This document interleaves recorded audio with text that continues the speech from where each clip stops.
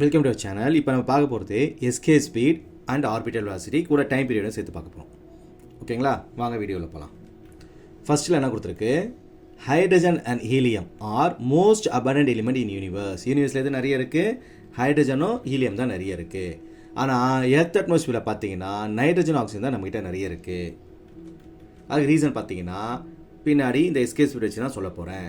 ஏன் earth அட்மாஸ்பியரில் hydrogen helium நிறைய இல்லை, அதை நம்ம பார்க்க போகிறோம். ஸோ அதுக்கு நம்ம எந்த ஒரு பொருளை தூக்கி போட்டாலும், எர்த்தில் தூக்கி போட்டாலும் ஒரு ஸ்பீடில் திரும்பி என்னது எர்த்லேயே விழுந்துடும். சொல்ல புரியுதுங்களா? நம்ம எந்த ஸ்பீடுக்கு தூக்கி போட்டால் அது திரும்பி எர்த்துக்கே வரக்கூடாது. எவ்வளோ ஸ்பீடில் நம்ம தூக்கி போட்டோம்னா அந்த பொருள் திரும்பி எங்கே வரக்கூடாது, எர்த்துக்கே வந்துடக்கூடாது. ஸோ அதுதான் நான் சொல்கிறேன் எஸ்கேப் ஸ்பீட் அப்படின்னு சொல்கிறாங்க. ஸோ அதோட டெரிவேஷன் தான் பார்க்க போகிறோம். Consider a mass m on surface of the earth மேலே ஏதோ ஒரு மாஸ் இருக்குது. நம்ம சேட்டலைட் தான் மோஸ்ட்லி அனுப்புவோம், சரியா? ராக்கெட் தான் அனுப்ப போகிறோம். ஸோ அதோட mass M. when it thrown up with initial velocity, எவ்வளோ இனிஷியல் வெலாசிட்டி அனுப்புகிறோம், பிஐன்ற ஒரு இனிஷியல் வெலாசிட்டி நம்ம மேலே அனுப்புகிறோம். ஸோ அப்போ அதுக்கு என்ன ஆகுது, இனிஷியல் எனர்ஜி ஒன்று கிடைக்குது. ஸோ அதுதான் கீழே ஈக்குவேஷனாக எழுதிட்டான். இனிஷியல் எனர்ஜி என்னது, எனக்கு EI = ½ mv². இது கைண்டிக் எனர்ஜி, இது கிராவிடேஷனல் பொட்டான்ஷியல் எனர்ஜி. ஸோ அதை ரெண்டு சேர்த்து எழுதியிருக்காங்க. சொல்ல புரியுதா? அதில் எம்இன்றது மாஸ் ஆஃப் எர்த்து, ஆர்இன்றது ரேடியஸ் ஆஃப் எர்த். சொல்ல புரிஞ்சுங்களா? GME/REன்றது -GM/REன்றது potential energy of mass M. சொல்ல புரிஞ்சுங்களா? இப்போ அந்த ஆப்ஜெக்ட் என்ன பண்ண போகிறேன், ஒரு குறிப்பிட்ட ஹைட்டுக்கு மேலே அமைச்சிட போகிறேன். என்ன பண்ண போகிறேன், அந்த ஆப்ஜெக்ட் ரீச்சஸ் ஹைட், எர்த்தோடு கொஞ்சம் மேலே போயிடுச்சு. அப்போ என்ன பண்ணுவோம், அதை இன்ஃபினிட்டியாக நம்ம கன்சிடர் பண்ணிப்போம். அப்போ அதுக்கு எது கிடையாது, கிராவிடேஷன் பொட்டான்ஷியல் எனர்ஜி கிடையாது. ஸோ கிராவிடேஷன் பொட்டான்ஷியல் எனர்ஜி 0 ஆகிடும். As well as kinetic energy ஆகிடும், உனக்கு 0 மாறிடும். சொல்ல புரிஞ்சுங்களா? ஒரு குறிப்பிட்ட ஹைட்டு போயிடுச்சுன்னா நம்ம என்ன கன்சிடர் பண்ணிப்போம், அதை நம்ம இன்ஃபினிட்டியாக கன்சிடர் பண்ணிடுவோம். அப்போ கிராவிடேஷன் பொட்டான்ஷியல் எனர்ஜி நம்மளுக்கு 0, கைண்டிக் எனர்ஜி 0. அப்போ டோட்டல் ஃபைனல் எனர்ஜி என்னது, எனக்கு 0. சொல்ல புரிஞ்சுங்களா? ஸோ மொத்தமாக எனர்ஜி எனக்கு ஃபைனல் எனர்ஜியே 0 ஆகிடுச்சு. இப்போ டெரிவேஷன் போடலாம் வாங்க. ஸோ எனக்கு ஃபைனல் எனர்ஜி 0ன்னு நான் சொல்லிட்டேன். So law of conservation of energy படி initial energy that's equal to final எனர்ஜியாக இருக்கணும். ஸோ EI = EF, இது EI = EF. So EI = EF அது எப்படி எழுதிருக்கு, ஓகேவா? உங்களுக்கு EIயோட ஆன்சர் தெரியும், EF 0. அது ஈக்குவல் சரியாக தெரியல உங்களுக்கு, இந்த இடத்துல இது ஈக்குவல். EI = EF. சொல்ல புரிஞ்சுங்களா?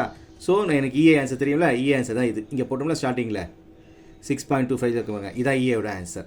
EF எனக்கு 0. ஸோ மைனஸ் ஸ்டெப் இங்கே வந்தால் எனக்கு ப்ளஸ் ஸ்டெப்பாக மாறிடும். மைனஸ் ஸ்டெப் வந்தால் ப்ளஸ் ஸ்டெப்பாக மாறி போயிடுச்சு. சொல்ல புரிஞ்சுங்களா? அடுத்து இந்த 2 எங்கே போய்டும், கிராஸில் போய்டும். இந்த எம் எங்கே வந்துடும், கீழே வந்துடும். ஸோ அதுதான் இங்கே எழுதிருக்கு. இதெல்லாம் நடுவில் ஈக்குவல், மைனஸ் கிடையாது, ஈக்குவல். சரி, பிரிண்டில் தெரியல, அது ஈக்குவல் டு. ஸோ மிச்சம் என்ன இருக்குது, எனக்கு VE², ஈனா எஸ்கேப் ஸ்பீடுக்காக போட்டிருக்கேன். VE² = GM m/RE 2/m. இந்த எம் எனக்கு கட் ஆயிடுச்சு. மிச்சம் என்ன இருக்குது, 2GM/R தான் இருக்குது. சொல்ல புரியுதுங்களா? எனக்கு GM வந்தால் GR² போடலான்னு ஒரு ஃபார்முலா இருக்குது. GM வந்து என்ன போடலாம், நான் GR² ஒரு ஃபார்முலா போடலாம். ஸோ அதை நான் யூஸ் பண்ண போகிறேன். GM = GR². ஸோ போட்டேன்னா இந்த GM என்ன போடலாம், நான் GR² போடலாம். கரெக்டாக? அப்போ என்ன ஆகிடும், ஒரு ஆர் கட் ஆகிடும். மிச்சம் இருக்குது GR மட்டும் தான் இருக்குது.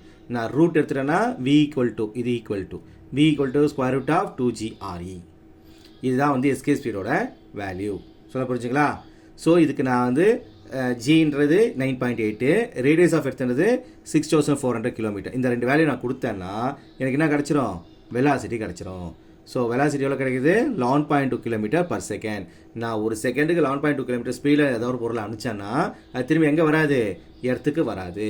ஸோ எர்த்தோட கிராவிட்டி வெளில போய்டும்னு அர்த்தம். சரியா? அந்த 11.2 km/s நோட் பண்ணி வச்சுக்கோங்க. சொல்ல புரியுதுங்களா? ஸோ இந்த escape speed independent of direction. இங்கேருந்து அனுப்பலாம், வெர்டிகல் அனுப்பலாம், ரேடியல் அனுப்பலாம், எப்படி அனுப்பலாம். எப்படி அனுப்பிச்சாலும் அந்த எஸ்கே ஸ்பீடோட வேல்யூ மாறாது. இப்போ நான் ஃபர்ஸ்ட் ஒன்று சொன்னேன்ல, ஹைட்ரஜன் ஹீலியம் ஏன் எர்த்தில் கிடையாதுன்னு. ஸோ அதுக்கு இப்போ ரீசன் பாருங்கள். லைட்டர் மாலிக்யூல், ஹைட்ரஜனோ ஹீலியமோ ரொம்ப ரொம்ப ரொம்ப லைட்டர் மாலிக்யூல். அதுக்கு தேவையான அளவு ஸ்பீடு இருக்குது அதுக்கிட்ட, ரொம்ப ரொம்ப லைட்டாகிறதுனால. ஸோ அது என்ன ஆயிடுச்சு, எர்த்தோட கிராவிட்டியை விட்டு அழகாக எஸ்கேப் ஆகி போயிடுது. நைட்ரஜன் ஆக்சிஜன் கொஞ்சம் ஹெவியர் ஒன்று, அதுக்கு தேவையான எனர்ஜி கிடைக்கல அதுக்கு. ஸோ அது எர்த் அட்மாஸ்பியரில் இருக்குது. அதான் ஃபஸ்ட்டு நான் சொன்ன ரீசன்.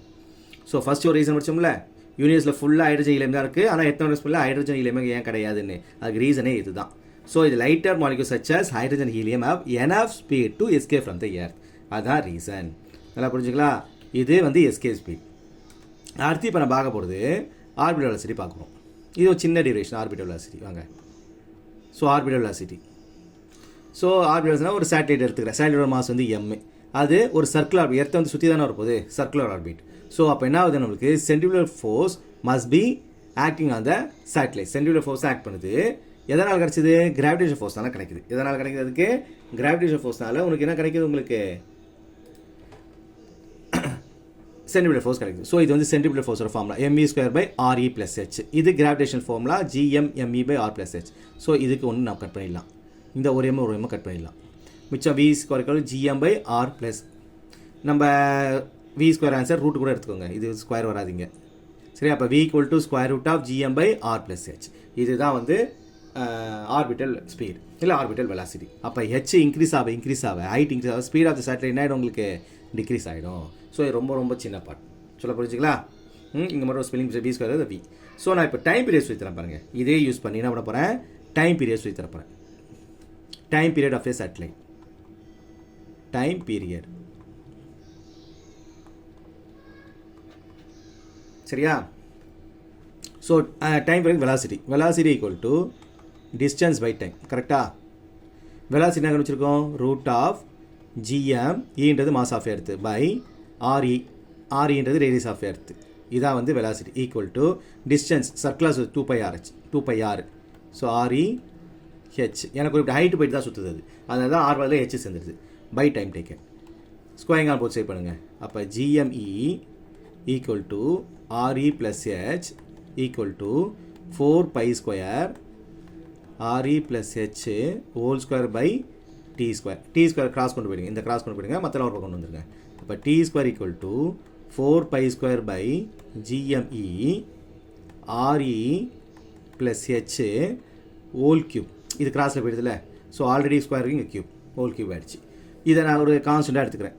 tm² என்ன எடுத்துக்கலாம், கான்ஸ்டன்ட் எடுத்துக்கலாம். அப்போ t² equal to c re + h whole cube. இது எப்படி இருக்குன்னா கெப்லர்ஸ்ல மாதிரி இருக்குது, கெப்லர்ஸ் தேர்டில் மாதிரி இருக்குது. t² proportional to r cube படிச்சிங்களா, அதே மாதிரி இருக்குது. அதுக்காக தான் இதை சீன் போட்டு காமிச்சிருக்கேன்.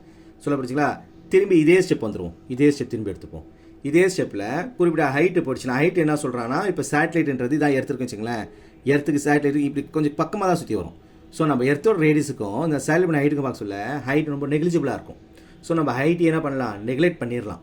ஸோ மிச்சம் எங்கிட்ட என்ன இருக்குன்னா t² equal to 4π² by gme re cube. இது மட்டும் தான் இருக்கு என்கிட்ட. சொல்ல போச்சுங்களா? இந்த ஜிஎம்க்கு gr² போடலாம்ல நான். ஸோ அதை ரீப்ளேஸ் பண்ணுறேன். gmக்கு என்ன போடலாம், நான் gr² மாற்ற போகிறேன். ஸோ அப்போ என்ன கிடச்சிருக்கு எனக்கு, t² equal to 4π² by gr² போட போகிறேன். இங்கே ஆல்ரெடி என்கிட்ட r கியூப் இருக்குது. ஸோ இது ரெண்டும் கட் ஆகிடுச்சு. மிச்சம் மேலே re மட்டும் தான் இருக்குது. இப்போ ரூட் எடுக்க போகிறேன். t equal to 4√2 πr² by r g எங்கே இருக்குது, ரூட்டில் இருக்குது. சொல்ல போச்சா? இப்போ ஆருக்கு ஆல்ரெடி தெரியும் ரேடியஸ் ஆஃப் எர்த்து. சரியா? 64,000 கிலோமீட்டர். ஜின்றது 9.2. ரெண்டுக்கு வேல்யூ கொடுத்தேன்னா எனக்கு டைம் பீரியட் என்ன கிடைக்கும் பார்த்தீங்கன்னா 85 மினிட்ஸ் கிடைக்கும். ஸோ அது எர்த்தை ஒரு ரவுண்ட் சுற்ற சேட்டலைட்டுக்கு எவ்வளோ கிடைக்கும், 85 மினிட்ஸ் கிடைக்குது.